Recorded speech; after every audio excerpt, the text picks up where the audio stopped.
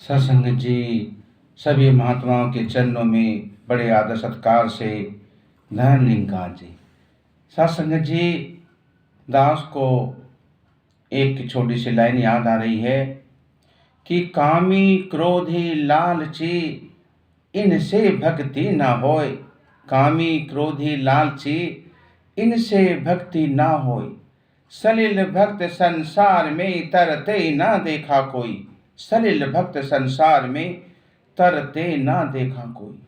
भक्ति करे वो सूरमा जो जाति वर्ण कुल खोई। इंसान के अंदर जब कामनाएं, वासनाएं, क्रोध, लोभ, लालच आ जाती है तो भक्ति का वो आनंद प्राप्त नहीं कर सकता जिस आनंद की बहुत ज़्यादा जरूरत होती है।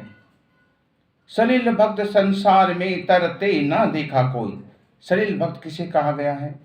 सलिल भक्त कहा गया है जो व्यक्ति हमेशा अपने मन में ही रहता है, इस भक्ति से दूर रहता है, मदिरा पान में 24 घंटे में अपने जीवन को व्यतीत कर देता है, इस भक्ति से दूर, इस निरंकार से दूर, उसे सलिल भक्त कहा गया है।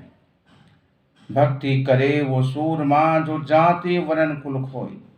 भक्ति वही कर सकता है जिसके अंदर भक्ति के भाव हो। सत्संग जी, एक छोटा सा भाव भी याद आ रहा है दास को कि इंग्लैंड से एक एरोप्लेन चला भारत के लिए।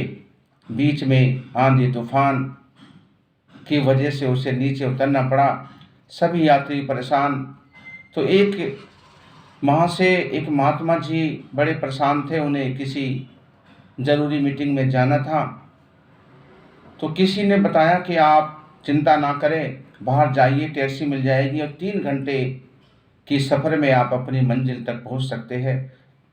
टैक्सी ली, जैसे ही चले तो उस समय आंधी तूफान और भी तेज हो गए।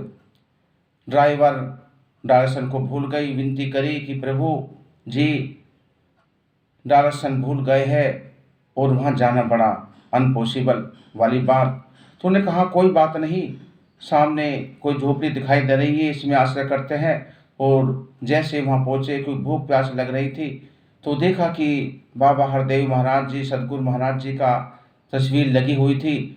एक बूढ़ी माता जी ने दरवाज़ा खोला तो उन्होंने भी सत्कार किया, ब्रह्मज्ञानी थे दोनों। तो उस समय आदर भाव किया, सत्कार किया। तो उस समय कराहने की कई आवाज़, तो उन्होंने पूछा कि ये कराहने की आवाज़ कैसे आ रही है? कहा कि ये मेरा बेटा है और इसे कैंसर है। तो उसके कागज वागज देखे